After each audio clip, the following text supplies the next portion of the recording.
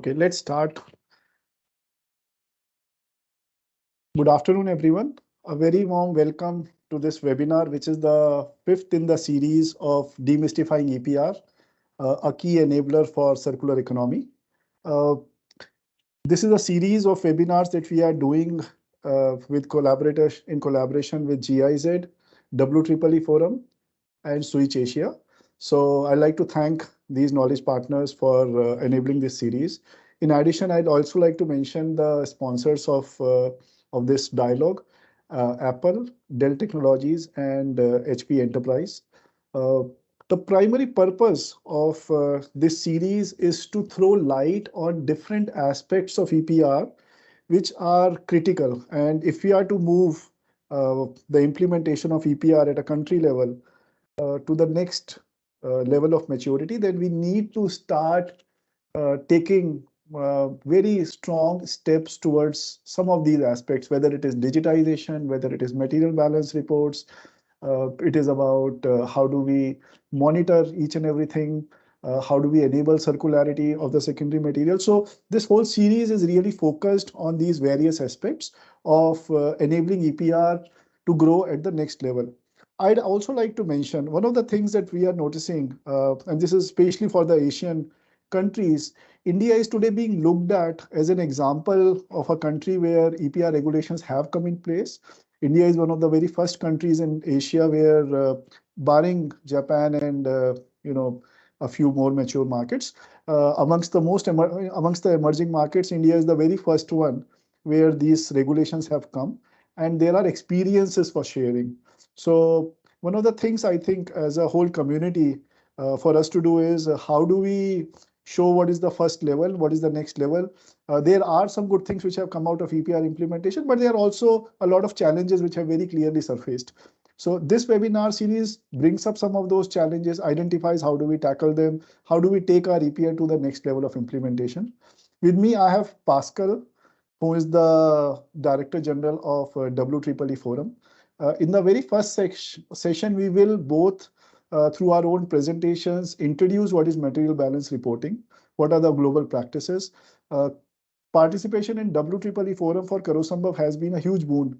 And basis the work which has been done at WEEE Forum, we are now creating an Indianized version of what material balance report in the Indian side would look like. Which essentially means our definitions continue to be harmonized on what is recycling, what are the constituents. So for any global brand, for any participant in the electronics waste industry, the definitions would remain consistent, which means we will have a very harmonized way of understanding the reports. But at a local level, it will try to be very finely tuned to the Indian regulation. So that's the change that we have done in terms of developing the material balance reports. Right now, we are testing them out. But let me first welcome Pascal and invite him on the stage. And Pascal, you can start with your presentation, and after which I can go to what we are doing here. Over to you, right. Pascal. Thank you very much, Pranchu. Am I sharing my presentation? Yeah, please do.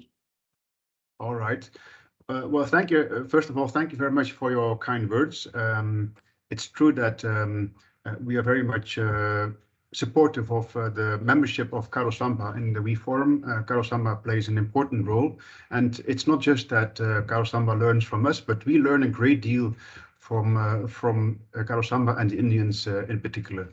And what I will do today is provide some examples of the importance of what Pranchu called the material balance, examples of material balance, and also WEEE flows and know your market. I mean, all these elements, I keep on saying this at conferences, are absolutely fundamental in an effective WEEE management policy and policy framework. So you need to know your market, who are the actors on the market, you need to know the quantities, you need to know the WEEE flows, and ultimately, you also need to know the material balance.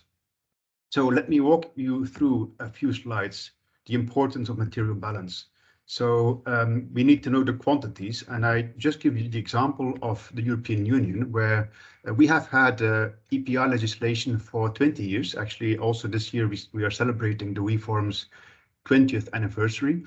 And we've seen that since 2010, the collection of WEEE went up from 7.3 kilogram per inhabitant to 9.5 kilogram per inhabitant in 2018. I need to edit these figures, but at the end of the day, on the basis of research, we were able to identify the progress that the different member states of the European Union were making.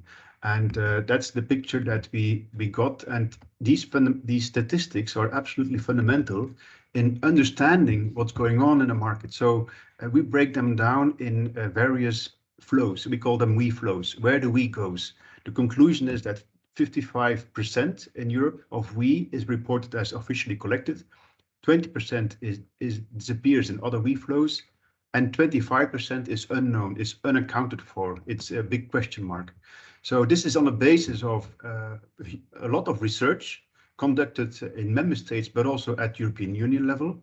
And we were also able to say, to disentangle the different destinations of WEEE. So we could say there's also exports for use. There is a lot of e-waste disappears in the waste bin, as you can see, the orange bar.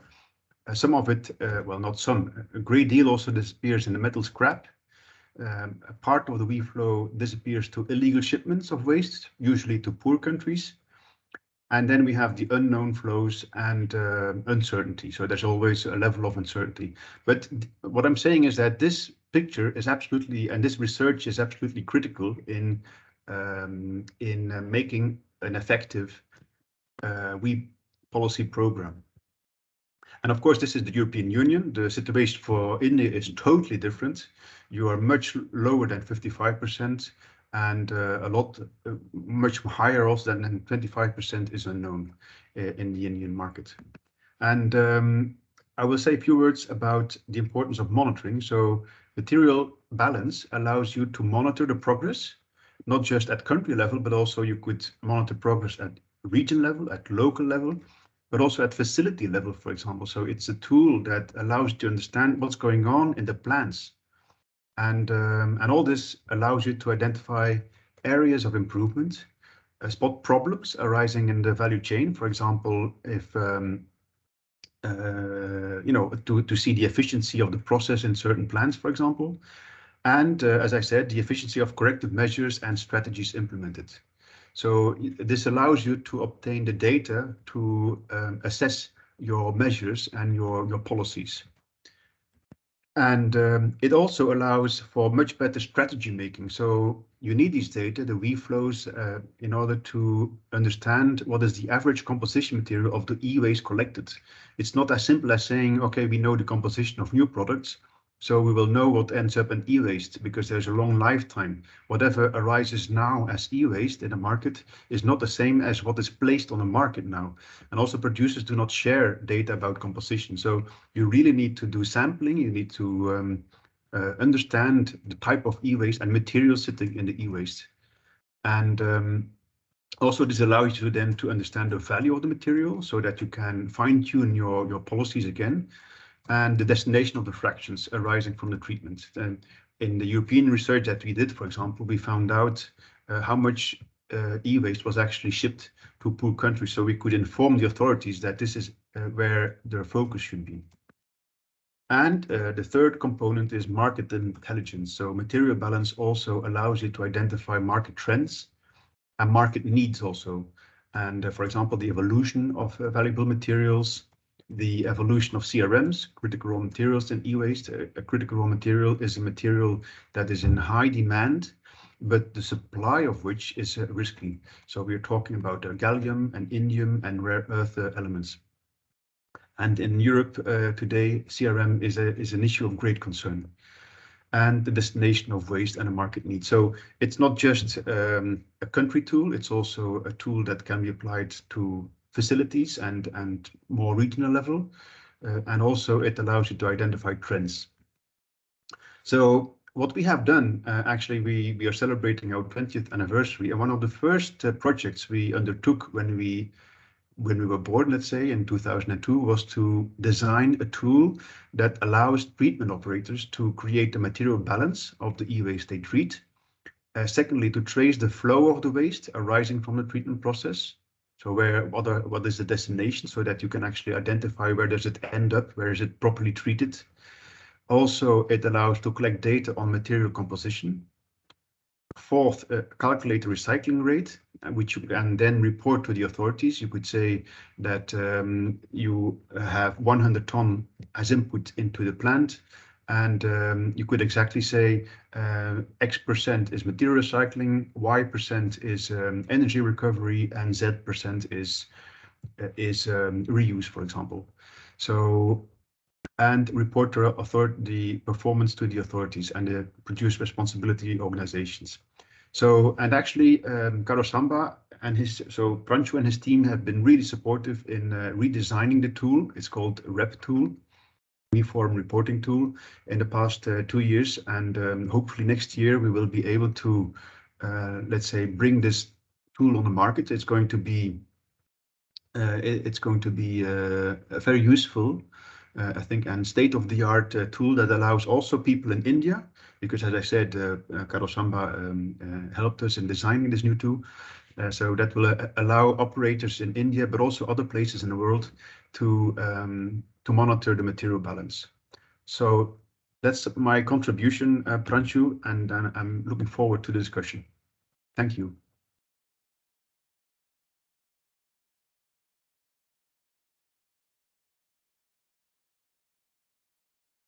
Pranchu, you're on mute.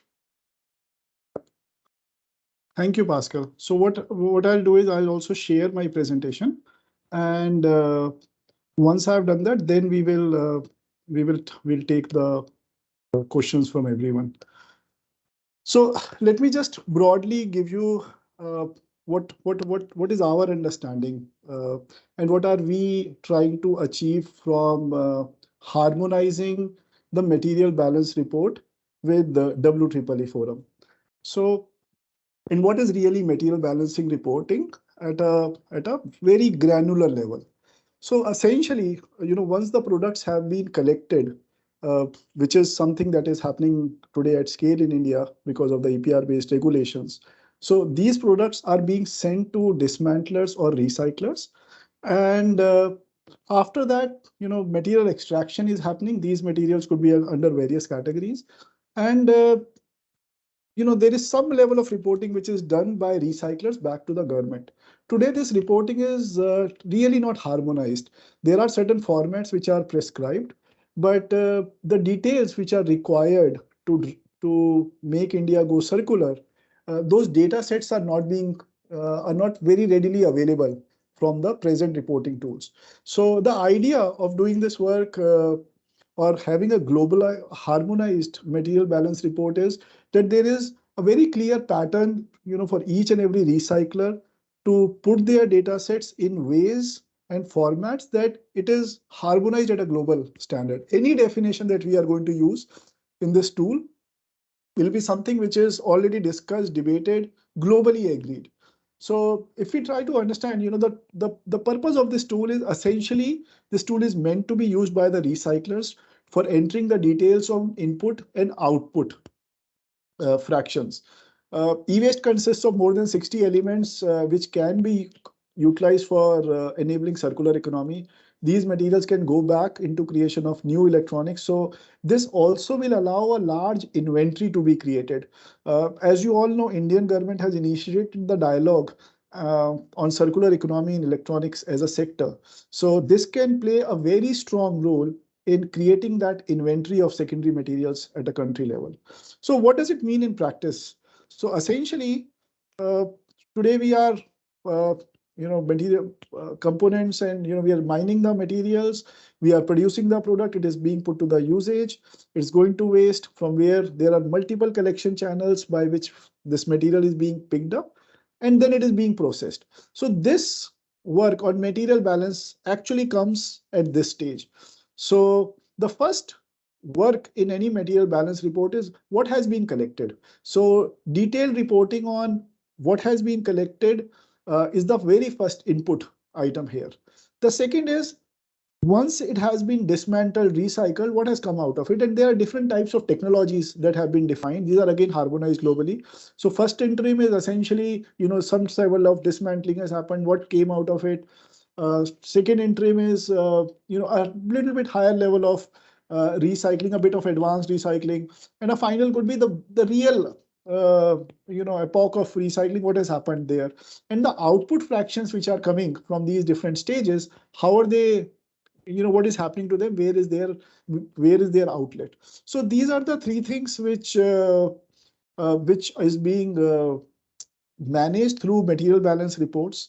At present, there is no accounting tool for management of this data, and to bring it in a way that it is at a national level, or something which can be used for good enforcement, something which can be used for enabling circular economy, because there are data sets which would get available. So MBR has a potential to create an inventory of secondary resources, and this could be at a national level if such a harmonized tool is adopted at a country level.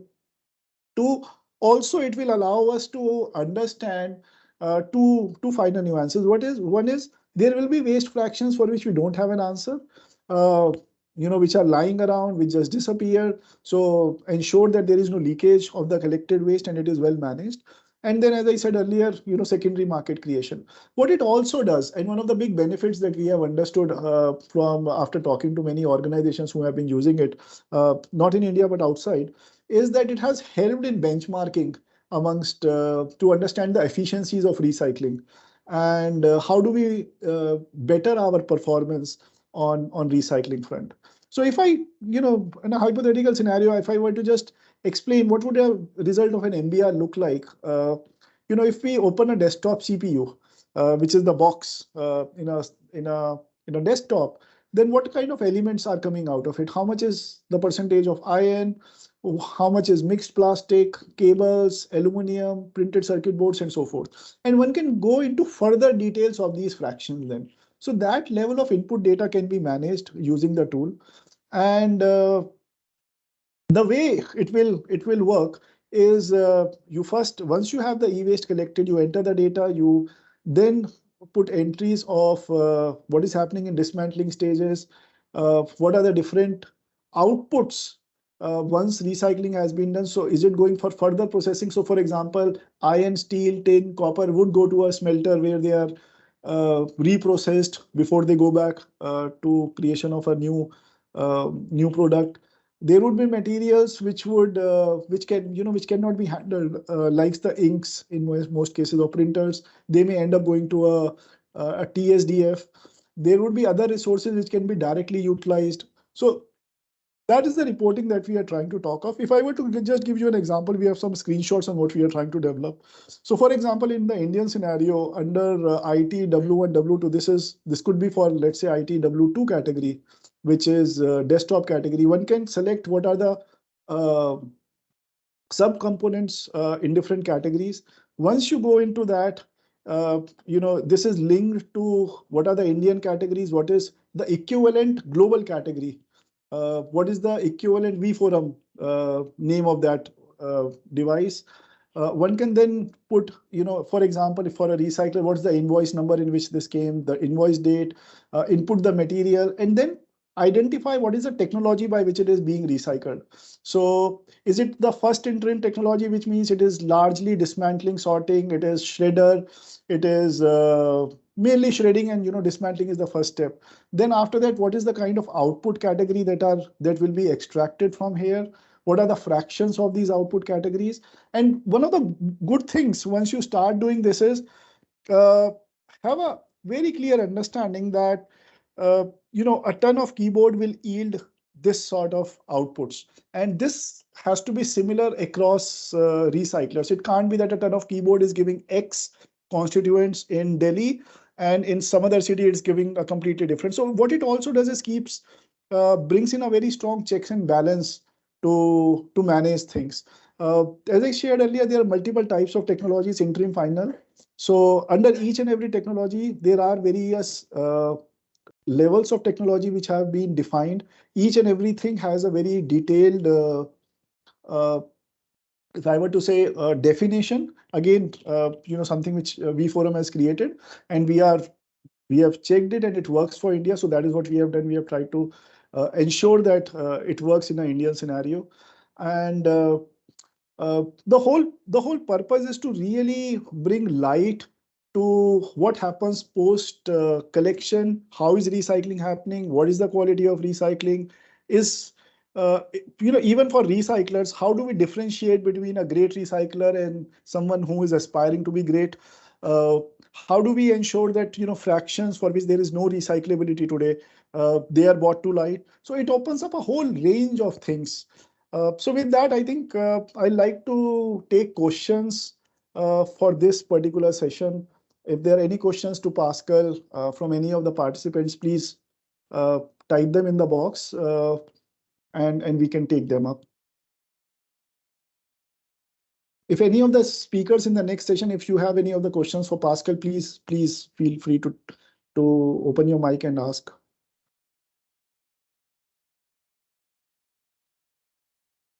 So this is Arpit from Accenture.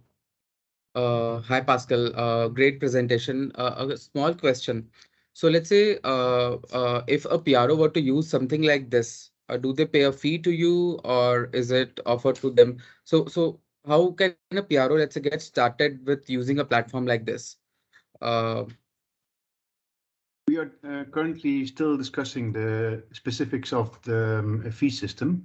Maybe Prancha knows more than me, actually. It's my colleague who is monitoring and managing the specifics of the redesign of the tool. But if I remember, I mean, for example, in the past, every PRO in WeForm paid a certain amount of money to the development of the tool. And now we have developed something similar. But of course, it's going to be, we are not making money with this tool. So it's a not-for-profit. We are just raising money that will cover the costs of developing the tool. Got it. Thank you. Yeah, Arpit, I would also like to share that we are testing this with a few recyclers at this point in time, because we may need to, maybe further tweak it. There is one level of tweaking that we have already done just so that it accounts for the categories in the Indian e-waste system. So from a pure compliance perspective, but I think testing for a few more months will help us understand it better. And can it be, how do we adopt it? Okay. Thank you. Okay, so some questions from Ashish and Pooja. So the first question is, are there any formal recyclers who are willing to adopt this tool? So the answer is we have not yet taken it to a lot of recyclers. We have tried it in our own dismantling facility and it works beautifully. So again, putting it to a lot more rigorous testing because then it will have to be planned at the next level. We are reaching out to at least recyclers who are working with Karo. If they are going to show willingness to utilize this tool, at least the first level will be sorted, and then we can figure out how do we roll it along with the V forum. Then the second question is, if you were to score EPR implementation in e-waste context in India out of 10, what score will you get? So I don't think I would like to rate this. I think we have started our journey. Lot to be done still. EPR has also opened up a Pandora's box, not just in India, but in many cases, in many spaces. So what has come up is strong enforcement, and some of our previous dialogue goes in this space. So while this is very specific to India, but Pascal, if you wish to add your views on how EPR has opened up spaces in different countries. Yes, actually, I'm preparing my own conference in 2 weeks' time, the EPR Grand Challenge conference. So all the different arguments are fresh in my mind. And I just want to say, for example, that compared to 20 years ago, the challenge is to make legislation much more circular economy oriented and value chain oriented and life cycle of products oriented. This is absolutely critical. And if you look at 20 years ago in Europe, the WEEE legislation was actually oriented towards, let's say, managing waste, because it was, whatever the end of life appliances, they were considered to be a main cost, and they needed to be managed in bulk, preferably. But now the situation is not just circular economy oriented and life cycle oriented, but also, for example, we need to make sure that we can recover the critical raw materials, not only the precious metals, but also the critical raw materials such as indium and gallium and palladium and the rare earth elements. And this is very important, especially for the European Union, as we are totally dependent on countries like China or Congo or Russia, even for some of the materials. So these are the challenges that we face in the coming months and years, actually, to redesign and rethink legislation based on EPR. So actually, EPR, as we know it today, is no longer fit for purpose. We need to really redevelop the principles of extended producer responsibility. Sure. Thank you, Pascal. There is one more question which has just come up. Is there any certification tool that comes handy to measure the impact of recycling? I think the answer is MBR in some way, because it does provide a list of secondary materials. But Pascal, if you wish to answer, so how do we measure the impact of recycling? The impact of recycling, sounds very generic, but for example, what we have developed a few years ago is a tool that allows the PRO to identify the CO2 emissions that have been saved. So if you put this question in terms of carbon dioxide, that's a tool that allows them, because of course there are different ways in which you can manage e-waste. So if you don't treat a refrigerator properly, for example, you will have emissions of ozone depleting substances and gases with a global warming potential. And so so the tool allows you to say, if you did the irresponsible action, that would have been the emissions, but you did the best-in-class action, and therefore you avoided emissions of CO2 and ozone depleting substances. But that's a tool we developed, I think, 5 years ago. And of course, every PRO has its own tools that does that. But it depends a great deal on what exactly you mean by the impact, because there are different metrics, of course. Sure.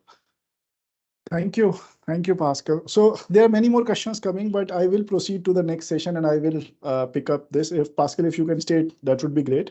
So I'd like to welcome then for our next session, first of all, Shri Apurv Devganji. Apurv Devganji is a IAS from batch 2015. He's presently posted as the member secretary of Himachal Pradesh State Pollution Control Board and is former additional deputy commissioner of the city of Shimla. Welcome, Apurvji. I would also like. Apurvji is just joining, so you may introduce the other speakers as well. Meanwhile, we take him in. Sure, thank you. I'd like to then welcome Prem, Mr. Prem Anand from Dell Technologies. Prem is the product compliance and environmental affairs expert at Dell.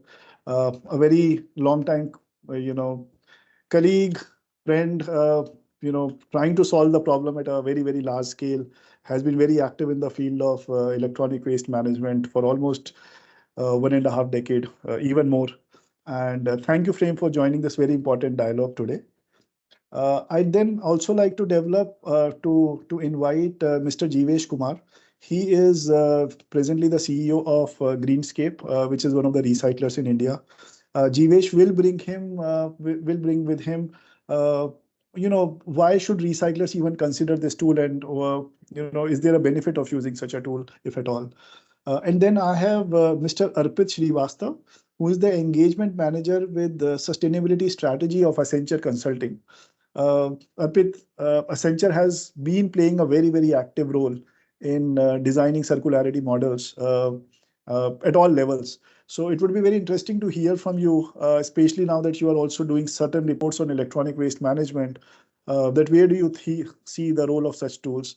So very warm welcome, Arpit.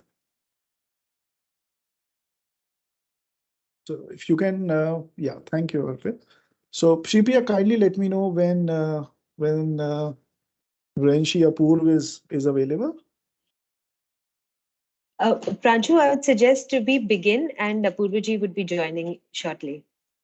Okay. So a very warm welcome to all three of you. Before I start, asking certain questions, I mean, if there are some very starting points that Prem, Jeevesh, Arpit, you would like to make before we get the dialogue started, your initial comments, your initial thoughts on a material balance reporting tool, and the need of harmonizing this work. What is it that you see in it? So, Prem, I'll love to start with you, please.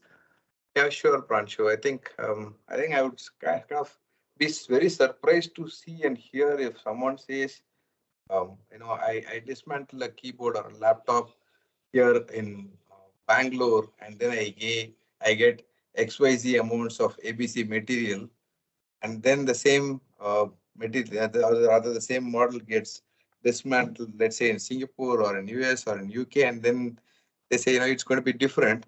I would actually be very surprised, because today the tech industry, the technology industry is truly, truly global, right? Take a factory, doesn't manufacture to a market. And for that matter, no models are manufactured to market. They're global models, global factories, global products shipping to across the world.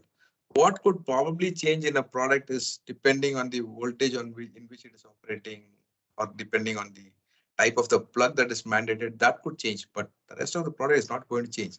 So when someone comes and tells me it's different, kind of surprises me, right? So that's the first thing that I would like to go on record. From the next point is on when you talk about material balance, I think the scale and scope at which we are trying to do here through this, or through this tool, seems to be much different and much bigger than what normal mass balance that we do from our own audits, right? So we do have periodic audits, annual audits of our recycling service providers, right? So we do this, but we do select a particular window of time, let's say a quarter in a particular year, or a particular window of time, and then look at the mass balance, like as in how much of volume went from us to that particular recycler, what happened to this materials, and so on. So definitely this is good. This is a huge step that has to be taken. I think we still need to see how much of an adoption that we're going to see by the recyclers here, right? And then I also get a little jittery when you put or not put, when you collate or collect data which, I don't know, for some reason has always been little hazy, right? You talk about this, mass balance or material balance to recycler A, you hear something. To talk to recycler B, you hear something, and then it's totally different. Now, how much of an openness is there going to be from the recyclers end? That's the other point. And now, my final remarks on this one is like, what's going to be the incentive or motivation for a recycler to pick up a tool and again spend more time in kind of churning out the data, which otherwise he's not going to be interested in doing, right? What's the incentive? I think if we are able to chat around all this, I think that's probably going to help everyone here. Thank you, Prem. Let me just take a pause and welcome Shri Apurv Devganji, who has just joined us. So welcome. And Mr. Apurv Devgan, Shri Apurv Devgan is presently the member secretary of Himachal Pradesh Pollution Control Board. And he was also the former additional deputy commissioner of Shimla. Welcome, sir, to this dialogue. Let me take. Let me ask you a very open question, as we have just started this dialogue. Jeevesh, just give me a minute. I'll come back to you. So, what are the changes? I mean, it is very important that we have a state pollution control board, present in this dialogue, because actually if we are to really improve the efficiency and quality of recycling at a country, I think state pollution control boards will have a massive role in that. And there are multiple tools that are required for this to happen. So the tool that we are discussing here, sir, is a material balance reporting tool, which essentially tells that if a recycler is getting X amount of material, what is really coming out of it. And a ton of keyboard, like Prem just mentioned, will give similar things in India as well as in any country outside India. So that constituents out of this will not change. Today we don't have reporting formats for similar things in India.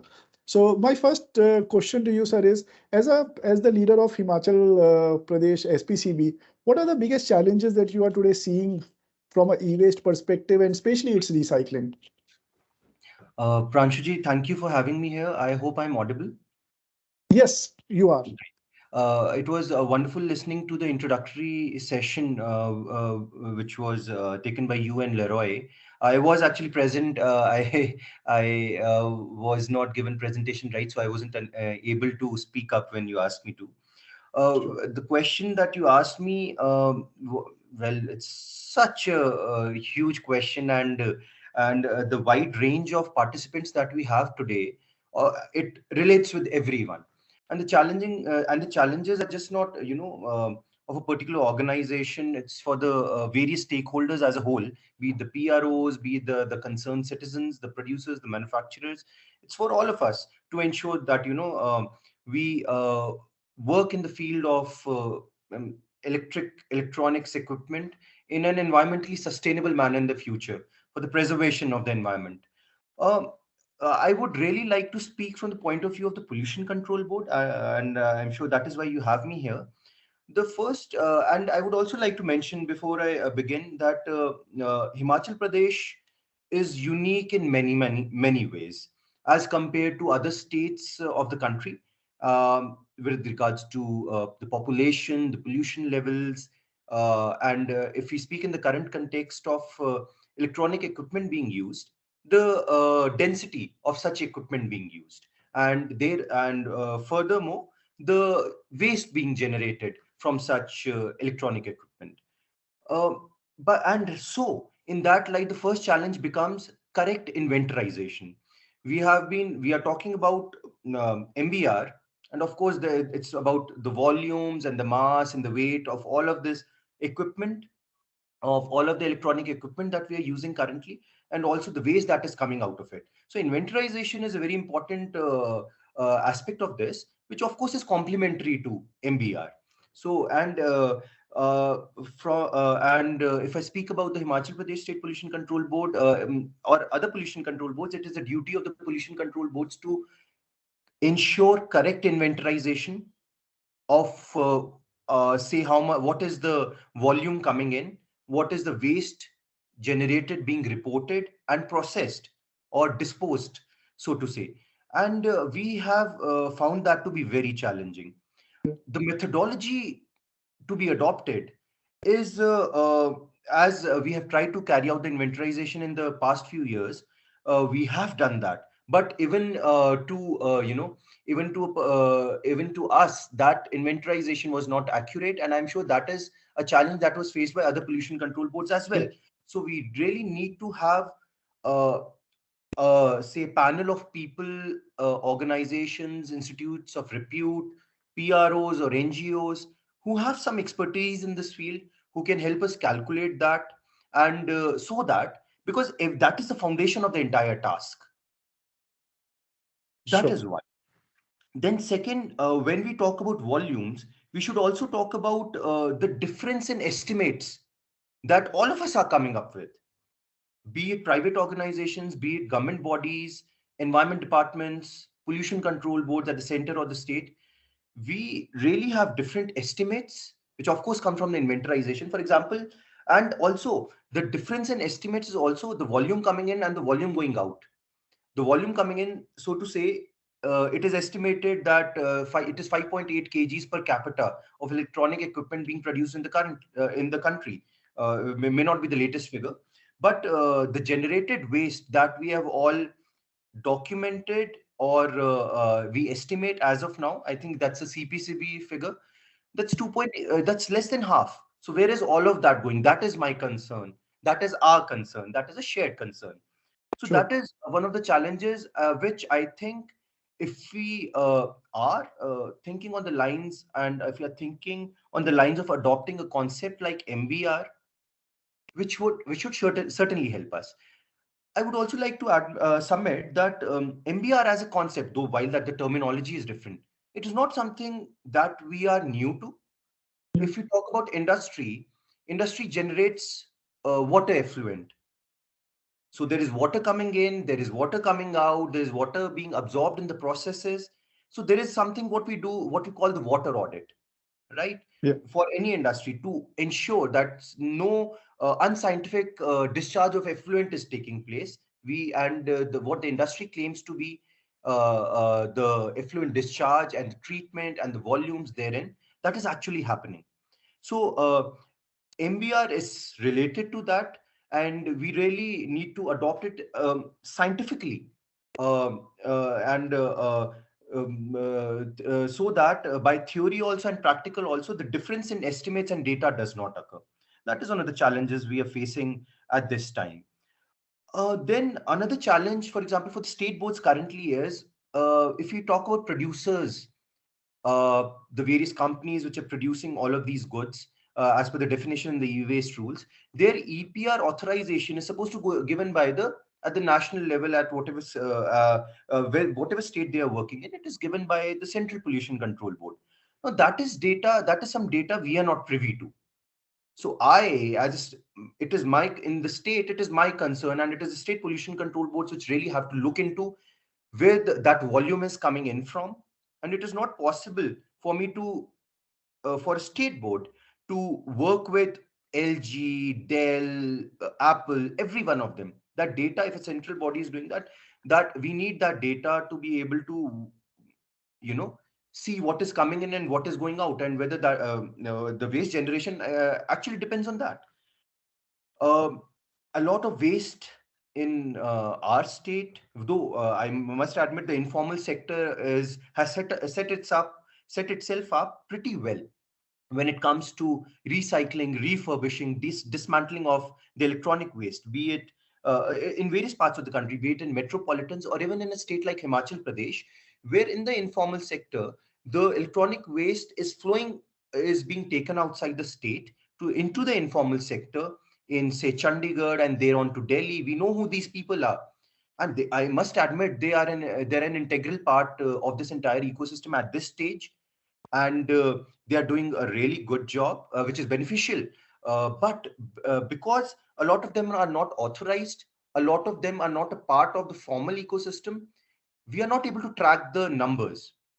It is very important that they are part of the regulatory mechanism or the formal mechanism, so we are able to trace the numbers. Till the time they are not brought into the ecosystem, we are not able to trace the numbers, and everything we speak about will be theoretical in entirety.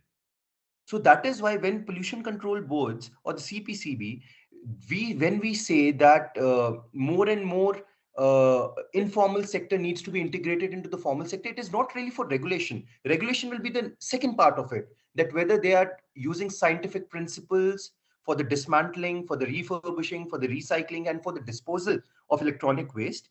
It is also so that we can at least have correct figures. We can have, with those correct figures, we can frame proper policy. We can have proper establishments for refurbishing and recycling setup. We can identify the need. Where is the need for setting up more centers, and probably through startups and other such organizations, and say by the role of organizations, PROs like Karo, Sambhav play, they can actually identify where the gap is and they can move in that direction. Everyone, all of the stakeholders in the ecosystem. So that is the challenge we are facing. And because of the gaps, we also observe when we are talking about MVR, though we are not using that term formally, but there's some sort of material audit that is taking place, we see gaps. We see gaps of the volumes of the kind of e-waste we are expected to generate, and the e-waste that is actually reaching the recycler. So where is that going? If it goes into the informal sector, some of them which is not, some of the waste which is not useful, some components which are not useful is actually being dumped somewhere. And that is a concern to us. So for that, the formalization of these activities, the tracking of the materials becomes essential. That is a challenge that we face at this time. In Himachal, we have, I would say, 3 dismantling and recycling facilities, which may or may not be appropriate for the state of size of Himachal. And we have the issue, or the solution is strengthened by the presence of Karo Sambhav in the state, which plays an essential role in dealing with e-waste here.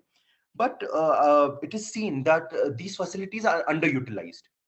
Now, whoever the investor is, they have set up some facilities and adequate e-waste is also being produced, but it has to reach those facilities so that optimum utilization of those facilities takes place, amongst other objectives that will be fulfilled in this manner. We also need our ULBs to step up. So far, since the advent of the e-waste rules, the ULBs had not been given responsibilities to set up collection centers for electronic waste. And that is what the response had been, that it is not a responsibility prescribed to us under the e-waste rules. I think we all will be glad that while we had been pursuing this issue with not only the Urban Development Department, with the central government as well, the MOEF has on the 2nd of September amended the e-waste rules and said that it will be the responsibility of ULBs to set up collection centers for electronic waste in their vicinity by April 23. And I think that's a huge step. That is a huge support to this ecosystem that should exist. Sure. For the average life of the products, when we are talking about estimating the quantity of electronic waste being generated, it is also important to, as has already been mentioned by Prem ji, when he was giving the example of a keyboard and the components or the materials it is generating when it is dismantled. Similarly, we also need to standardize the average life of products. Once that is standardized, it will be helpful for us to estimate what is the waste being generated in different parts of the country. Further, if you look at the e-waste rules, there is also, whenever some new concepts are taking birth, while this problem is an old issue, but whenever some organization is working in a new direction, and I would admit that the problem of e-waste and its management is in a nascent stage, and a lot needs to be done. So the easier fruit which can be plugged is targeted first, right? So if you look at the e-waste rules carefully, you can notice that the recycling targets are not applicable to waste which is generated from solar panels, the photovoltaic cells, etc. So that is with the national solar mission and whatnot happening. These products have entered. These are leading to creation of e-waste in the country, and that needs to be looked into as well. And I'm sure we'll be Sure. progressing in that direction as well. Sure. So yeah, that's Thank, from the top of my mind. And Pranshu, thank you so much for having me. thank you. No, thank you so much, Apoji, for sharing your views. Let me now bring in Jeevesh. Jeevesh, your first views on the role of MBR. How do you view it as a recycler? I mean, you started your operations quite a while back. So, however, this particular aspect has not been standardized. There is very little dialogue on this tool. Each and every recycler is using their own system. So, what do you think? Adds value. Is this a value addition for you?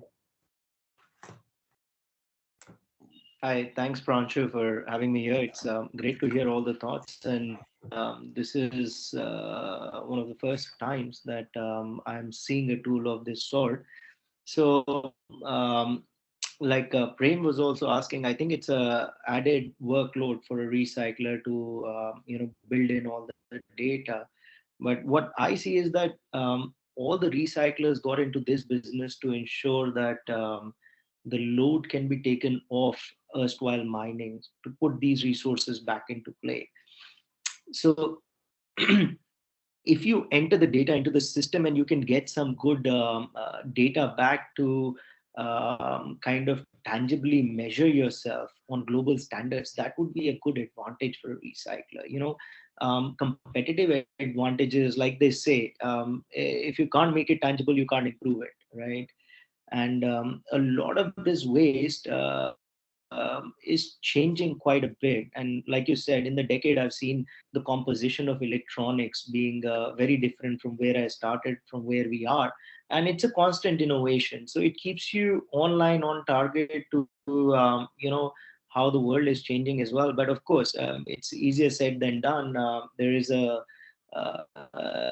long way to go till the time we can get an effective solution that can ensure that the benchmarks are correctly set. So right now, I think, like, you've been in the industry for so long, recycler term and per se facilities are very are not defined very well in this country, if I can put it that way. This tool can also ensure that quality recycling is given the kind of spotlight that it deserves. Because see, a lot of entrepreneurs work in a lot of different manner with a lot of thinking. Some are highly focused on rare earths, metals. Some are focused on plastics. But of course, as a facility, you should know and you should be aware that where are the sinks in these things. You can't be a master of all. As a recycler, there is about 52 metals and non-metals. So where I see this tool, and Prem, just to answer this question, as a recycler, I feel it can kind of tie up a lot of loose ends that currently exist in the Indian scenario of recyclers, which I hope is meant to do the same. Because I was pleasantly surprised detailed work that we Forum Pranchu have done on this sort of a thing. And of course, I think, like, the positive spin for recyclers to be a part of it, and trust me, we all do our internal workings in one way or the other as recyclers to ensure our productivity, our competitiveness, our value add. And this tool can answer the questions. Is there a better way? How do you benchmark yourself? Are you competitive enough? Like, just to give you a brief, we benchmark ourselves with the bill of materials that the manufacturers set, right? And I can give you a thing: nobody in India can come close to more than 10% of the value of the bill of material that you can extract out of these things, which is very low as standards. We feel that, given the advantages in the Indian scenario, we can do so. It's not just the quantity material balancing, but also the quality of goods that you can produce out of recycling. That also material balancing can really help.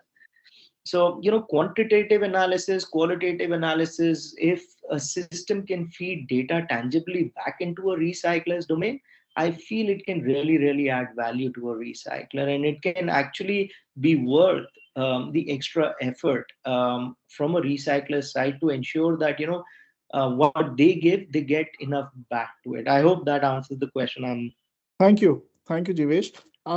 Just to add to what you are saying, what I also find is, as we are moving to this new EPR-based portal where recycling credits would be issued by a portal, I mean, this tool, or some sort of data will need to be fed. What's the basis of that data? So on what basis is government going to say, okay, this recycling of 1 ton of keyboards has happened, or 1 ton of...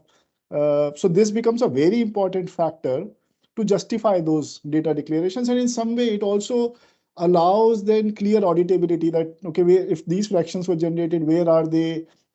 We have in the previous seminars also discussed the big challenges in terms of a lot of collection happening on paper. So it also then has that potential of changing that scenario. So with this, Arpit, we have been debating about this a lot in our previous interactions. You are doing a good body of work, putting it all together. So would you like to share your views on how do you think? Sure, Pranshu.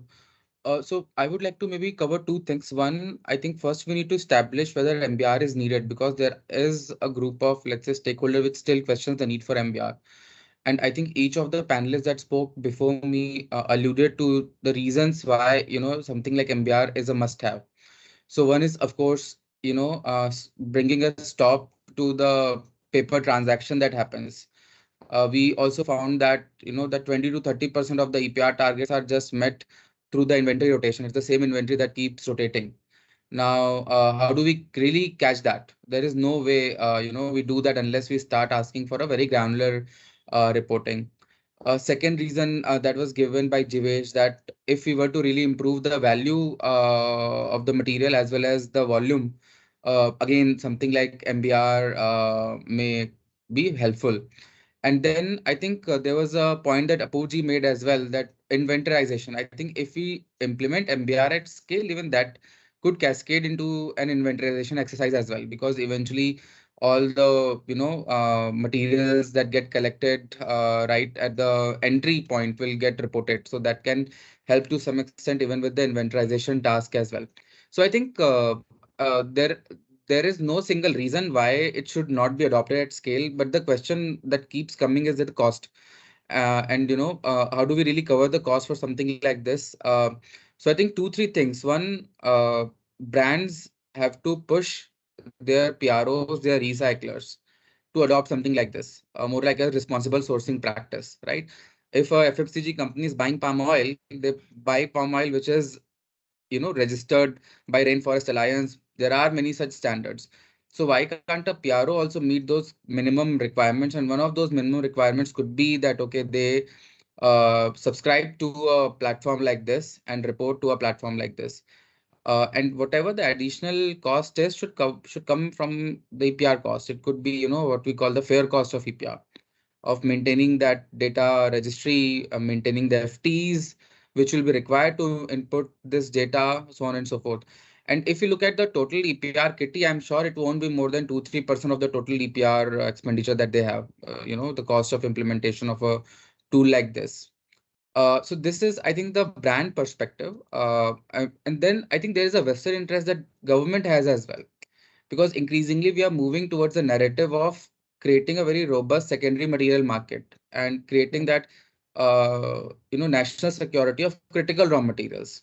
So unless we are really able to track how much critical raw material is being leaked, how much of, let's say, all the metal, non-metal, specialist plastics are being leaked, we really won't be able to have that visibility into these strategic raw materials, critical raw materials, and this national priority of ensuring resource self-sufficiency. So I think there's a vested interest that government has as well. And if you talk about critical raw materials, precious metals, e-waste is one of the key source. India is not a producer of any of these critical raw materials. We are dependent on China.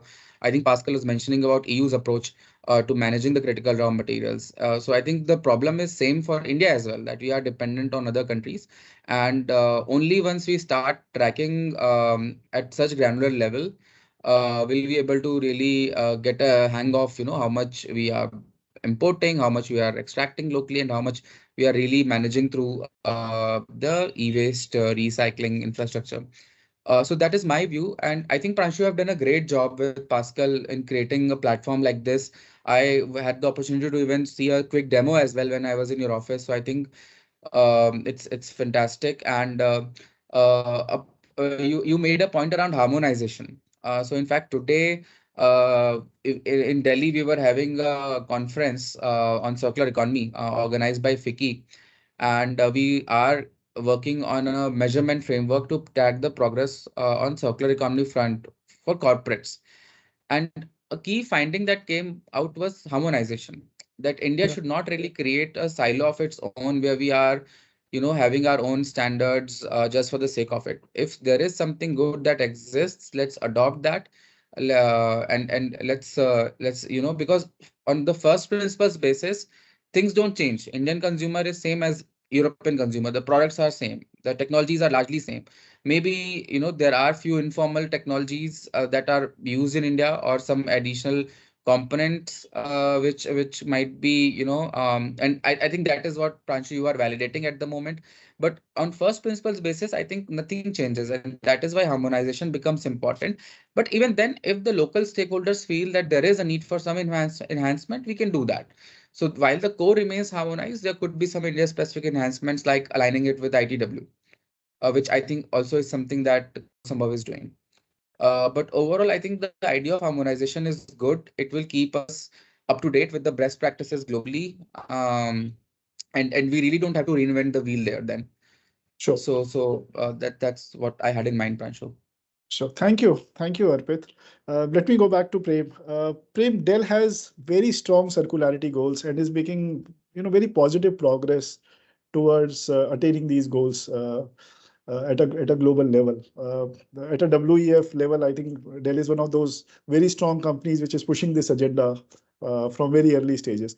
So how do you think something of this sort? And the whole idea is there is so much spend which is today happening from each and every company's perspective towards EPR. Do you think such tools, such processes, systems will help enhance that ability to use, what is started via EPR from setup of collection channels to recycling to bring it to a logical conclusion of circularity.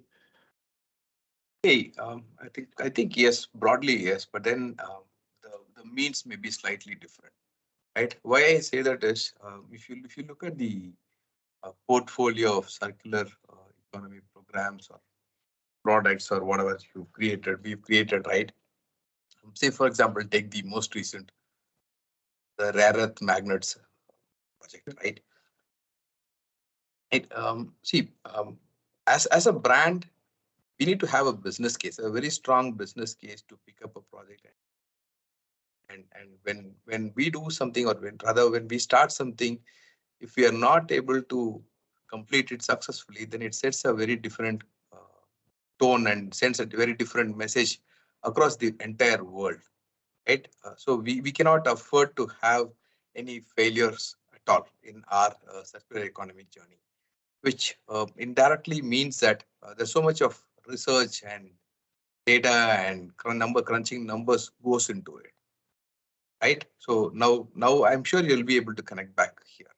When for us to pick up a project, we need to see where the business case is, and for that we've identified certain areas to work and then go crunch the numbers and then work backwards. Say for example, you see a business case to do a rare earth magnets recycling, then you go figure it out and then work backwards. Now, if I connect it back to tool, now the tool can help bring data from what it is at the recycler level and then carry it forward. While we come backwards, I think there will be a sweet spot, which probably you only have to travel half the distance. Both parties have traveled half the distance to meet. I think that's how I see it. Yeah, because if I think of it, Prem, today, we don't even know how much of this material, if let's say, if we talk of magnets, just, from a rare earth perspective, we don't even know what's the quantum which is available out there. So today those numbers are completely absent. Or let's say, we have been trying to figure out some solutions for different types of e-waste plastic. The quantums are not really known today. If one has to scale up and let's say some products have to be created out of it, what is the total quantum that is sitting out there? And from a brand's perspective, I keep on hearing this again and again that we need, long-term forecasts. And without those data sets being generated at the recycling level, that forecast will never be available. So a very big benefit that I see even from a recycling point of view is the ability to then collaborate with brands in the future for ensuring that this is a raw material which goes for creating new products. Otherwise, there is also a struggle on how do you manage the materials post recycling.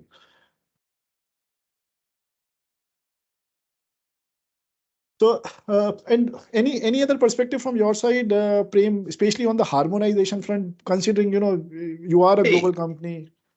Yeah, true. See, harmonization point of view, I think yes, there's a need to harmonize it. I mean, I think let me quote this. Like few years back, when we wanted to do something in India, I think our hands were tied due to the lack of data. Right? When someone from the global supply chain team asked me what's the volume of recycled plastics you would be able to get, as in closed loop plastics you would be able to get from India, I had no number. I had no basis to even put a number. Right? I think definitely that work has to commence. Sure. Let me. I'll just now ask just open questions, and anyone who feels like asking, like entering or answering the question, please do. So, can this help? Can such tools help in? We have this whole range of recycling in India. Right from and we have a very large database of recyclers. Over 500 plus recyclers. I think it is almost. I don't know the latest numbers, but I believe it would have touched 500 now. And these are all varieties of recyclers. Some of them very, very early stage, very, very early stage processes, very early stage system, but everyone claims to be doing exactly the same thing. So there is no differentiation which is happening at a recycler level. So, what is the best quality recycler? What kind of efficiency they are achieving? Do they really have what it takes to be a recycler? Or is every, can they, because the term recycler today engulfs everything. It is like give him anything and he will recycle. Whereas probably the capacity is to only do one variety of or one type of material. So does any of the participants here think that such things, as we go ahead, and this is really a progressive step towards. So I'm really thinking, what is EPR 2.0? What is the next level of maturity for our system? And that's where this sort of a model fits in. So at a state level, this has been a challenge. How do we know what recyclers are okay, what are the best ones, who need to be penalized, who need to be incentivized?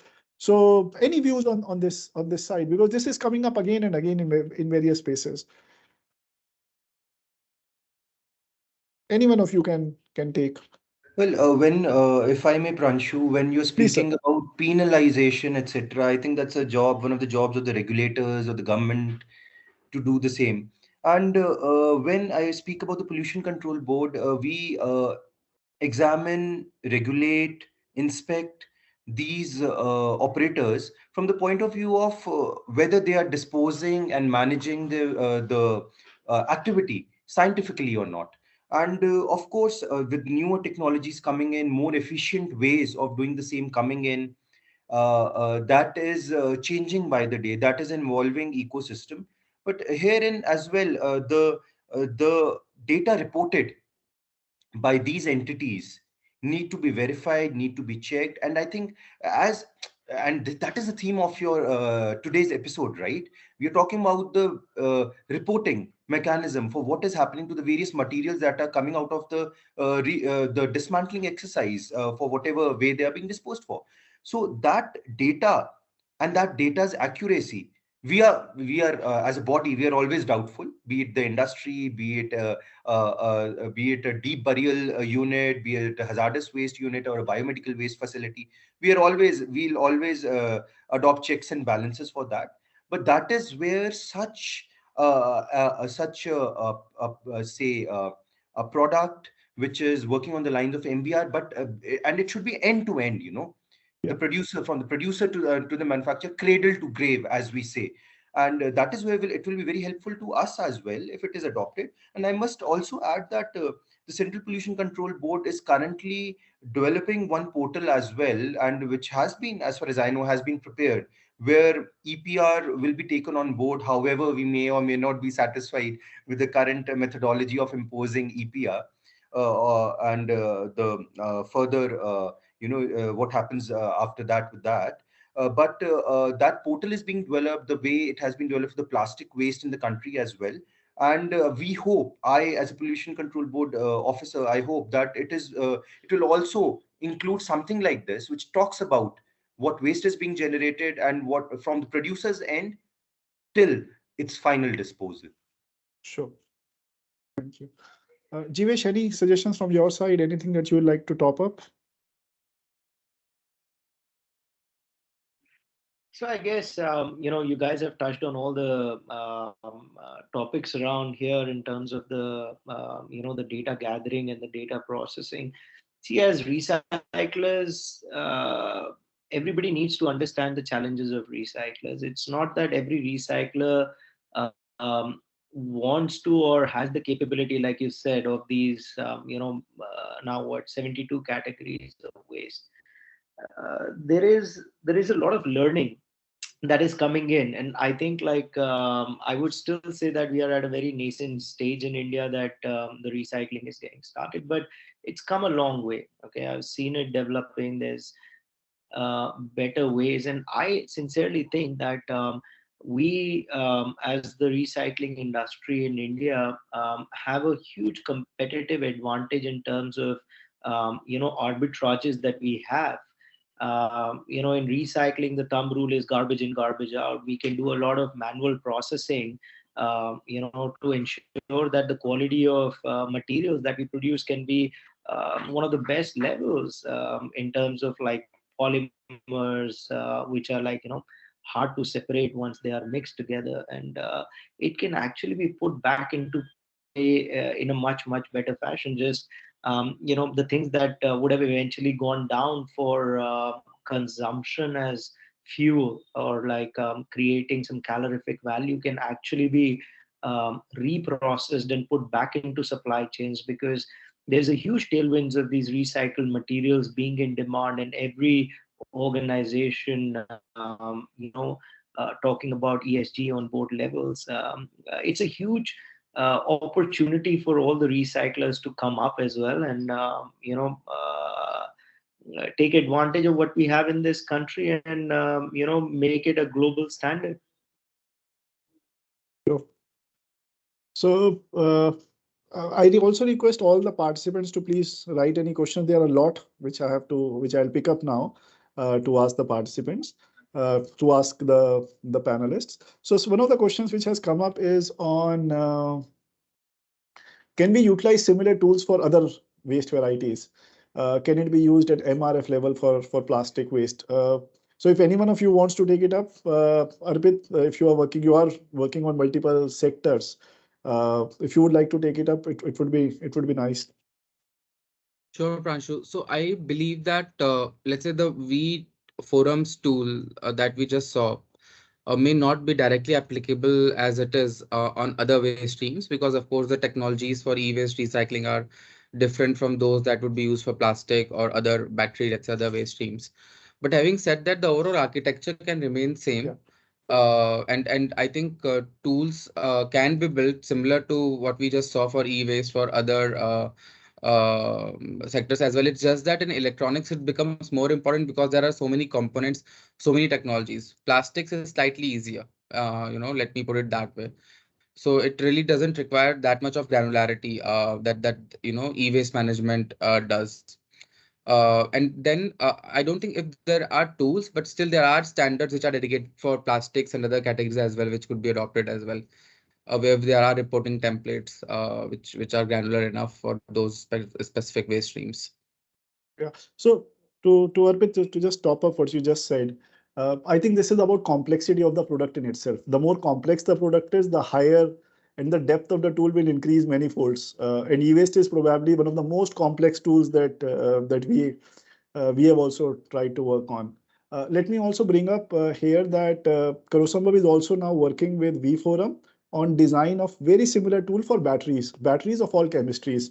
So we have just started this work. In a few months' time, we should be in a space that it will be harmonized with all global standards. And so that there are because the main thing that we are trying to do is that there should be no difference in the definitions of material used in India. So if we are calling something as tin, that tin is universally, it's the same definition of tin. If we are calling recycling technology as extraction, then the extraction as a terminology is commonly accepted globally. So that, because it is really about brands. At the end of the day, a Dell has to work in India, it has to work in 10 other parts. If these kind of terminologies are not harmonized, circularity will almost be impossible. So the end goal is, can we have these very clear harmonized dialogues, because circularity is very, very high on agenda, whether we talk of Apple, whether if we talk of Dell, HP, HPE, every company is trying to drive this at their through a lot of work. And this will become a very, very fundamental to that. Let me also add, we are also trying to do this in plastics early stage, but plastics is actually very easy. So it will be, I think, almost 80% of this tool on the plastics is ready. I'm happy to share others with you at a later stage, but this is very doable. The simpler the product, the better the outcome would be here. Another question which is coming up is, this is on the informal sector. And can informal sector, can this open pathways for formalization in any way? This is a fairly open question. I lead it to a lot of interpretation, but does it allow in some way formalization of informal sector?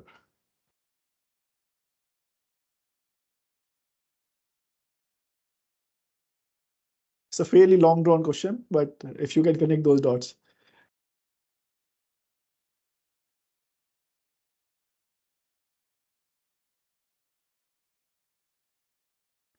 Could probably narrow it down for some of us, Pranshu. Sure. So I think the way I'm trying to think of this question is, maybe informal sector can be not incentivized necessarily, but if the tool opens up very simple technologies, because what it also does is creates that three set of technologies. First is the first interim, which is the baseline technologies that can be deployed to open the first, let's say, do the first level of dismantling. Then it's the second interim, which is the second set of technologies. So what it also does is it bucketizes technologies in different ways, and which allows, if someone has to open a very simple dismantling unit, okay, these are the kind of things that one needs to do, and this is the output. So in some way, it simplifies it. Today, the definition of recycler is very complex. Even for me, if someone asks me what's a recycler in India, I will most likely not be able to answer this, even after putting I don't know, Prem, how do you think about it? But for me, it's very difficult to recycle, because for me, every recycler is a dismantler of a different variety. There is no categorization. We are still trying to figure out the most complex fractions, like rare earths, like precious metals at the deepest level. So there is early stage work happening, but not the deepest. So that bucketizing, I believe, will help the informal sector. Like to hear, any views on this. Of course, when we are talking about the definitions of recycling, dismantling, etc., having a top-down approach does help us. When the definitions, Pranshu, you are speaking about in your daily line of work, they are what are given by the MOEF in the e-waste rules, and probably a division based on the work each one of them are doing based on technology would certainly help all of us in defining who a dismantler is, or what functions they are performing, or who a recycler is, and will also help us to regulate those, and in order to bring all of them make all of them a part of the ecosystem. And because they certainly, as you mentioned, there's a lot of overlapping as well. As you said, who you see as a dismantler or who you see as a recycler is a little bit of the other as well. And that does create issues from a regulator's point of view as well. And harmonization of these definitions and more clarity about the same will definitely go a long way for all of us to function well. Thank you, Pooji. Another question has come up, which is again a very interesting question. What is the current reality of secondary raw materials in India? Jeevesh, you have been trying to do this. I've heard from you many a times that you have been trying to solve this point that, what is happening with raw materials? What's the current reality? Where do they end up? So yeah, I think in India, the secondary raw material powers a lot of different supply chains. We have a lot of industries. The quality of the product, like you're saying, depends on the way that it's been recycled. So there are products that can actually have the capability to move back into the same product manufacturing, which primarily is a little far away in India, because the quality of manufacturing that it desires, the scale it desires, because all these companies, if they have to change their manufacturing technique to using recycled secondary materials such as recycled polymers, you need to have the quality as well as the quantity to supply them month on month, which is getting there. So I can see, like, right now the current reality of the secondary raw materials is that it's powering a lot of small enterprises. Probably, it's not up to the quality. So just to give you an example, the plastics that are used in these electronic goods, they have a life of at least 8 times being recycled. But because of the inefficiencies of production as of now that exist, they are going into supply chains which are going, and there is no data that I can quote you from, but it's a market reality, because I've been in the market for the last decade or so, and it's my read into it. There is a lot of scope for improvement, if I can put it that way, in terms of secondary raw material processing. Does that answer the question? Is that something, Sure. Pranshu, that you Sure, Jeevesh. So, trying to ask? yeah, sure. Because again, the thing is, a lot of it goes to some places. Not all those places are known. So Today, we don't have that visibility. Some people have who are tracing it down, but not everyone. So I think this also something, maybe a lot of good work is already happening. We just don't know. So it will also put light to that good work if it is happening already. So with this, I think we are coming to almost the end of our session.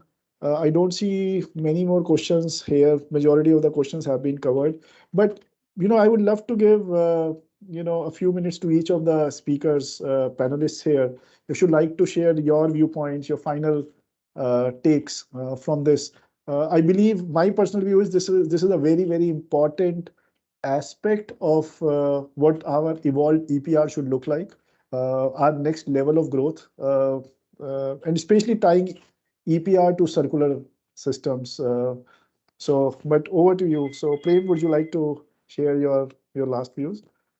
Yeah, Pranshu. Yeah. So I think we've been talking about from EPR to circular economy. So the one thing that I've been always crunching or talking about or advocating for is like I think we need to move away from looking at EPR as a compliance requirement, right? So what happens there is like the more you tighten the belt and then you attach more risk clauses and exposures to it, any producer, any for that matter, anyone operating in the sector tends to be more, how do I put it? Tends to be more conservative and who doesn't want to take that risk in doing certain things, right? So the more we open up to make it more resource efficiency oriented, and then how do you call it? More market oriented, that is when a lot of innovation will start happening. I think we probably need to have a session around that one as well, right? How do you make it more what do you call it, market oriented, and then drive innovation or trigger innovation in this space? Sure. Yeah. Thank you, Prem. This is a super important aspect. And how do we, change this mindset that EPR is just compliance to EPR is a great opportunity for really enabling circular economy at a company level. Thank you for sharing that.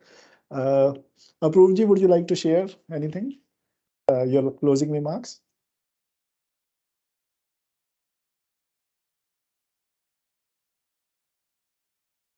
Apurvji, are you there? If not, Jeevesh, I'd like to come to you. Yeah. So I think we are at a cusp of change right now, and we as a circular economy will be defined by the decisions that we take. So the right kind of tools to make the right kind of decisions for the challenges that we are presented will always be welcome from all stakeholders, whether it's the manufacturers, the producers, the recyclers. If the intent is right and the right kind of tools are there, right kind of data sharing is there, the right kind of decisions would be made, which would actually, I feel, push us together to make a very efficient system of this circular economy. So I think like we are going in the right direction, and hopefully all these things put together, one of these years we can look back and say we did some good work. Sure. Thank you, Jeevesh. Arpit? Yeah, so Pranshu, I think we are standing at a cusp also in the sense that there is a lot of push on domestic electronics manufacturing. And fab level manufacturing, very upstream, manufacturing is going to come to India, if not in the next 2-3 years, but looks like in this decade is going to bring some changes. And when that happens, the OEMs will require secondary raw materials. Now they can either depend on a Chinese supplier or a supplier in some other country, or they can develop local suppliers in India. Now, where will those local high quality secondary raw material suppliers are going to come from? I think these are going to be the recyclers, that we see around us. And when well-known, let's say OEM would like to source some secondary raw material, they would want to have the responsible sourcing clauses attached to it, that it should be traceable, it should be, slave-free, blah, blah, blah. And that can also be made possible through platforms like MBR. that throughout the supply chain, we had the visibility and fair practices were followed. Therefore, the palladium or the gallium or whichever rare earth or precious metal I'm supplying to you meets these basic requirements. So I think that is another lens from which this could be approached to create, the business case for something like this. Because if we start doing this now, maybe in the 5-6 years, we'll see enough adoption. And by that time, I think local manufacturing would start becoming vibrant, and some big, large scale secondary material suppliers may emerge out of this transition. Thank you, Arpit. Apurji, if you are able to unmute yourself and you are still here, then any closing remarks from your side?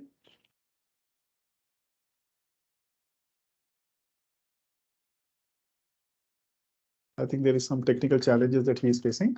So no, he's there. Yeah, Apurji, would you like to share some closing remarks? Your mic is on mute. I would just like to say that from the point of view of the government and the regulators, and of course we have, because see, all of you play such an important role in the entire ecosystem. We all need to really work together. This is an emerging area of concern. I would say emerging area because we all agree that this task is at a nascent stage, and the challenges are right in front of us, and we really need to work hard because it's a grave concern. So far, we have been working on all other sorts of solid waste, the industry discharges and other pollutants, air pollutants, etc. But the kind of waste we are talking about has an impact on all of this.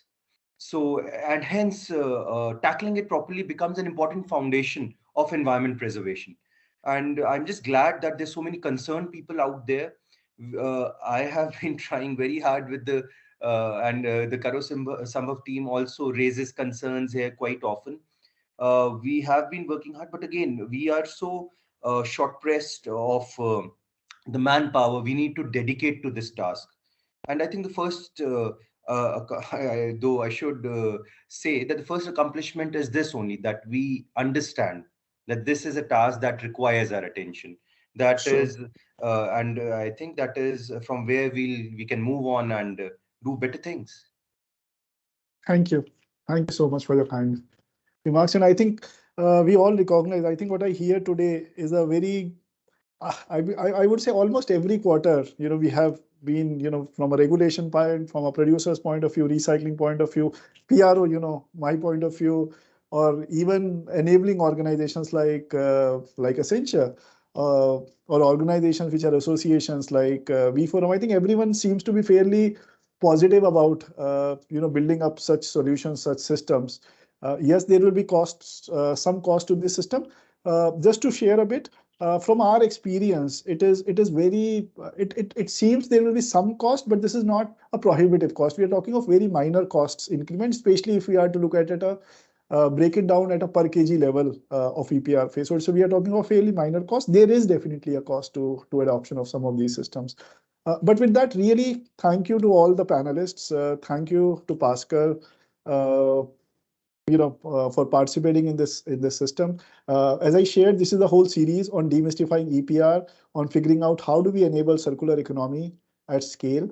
We are thankful to our sponsors, due to which this whole series has been made possible: Apple, Dell Technologies, and HP Enterprise.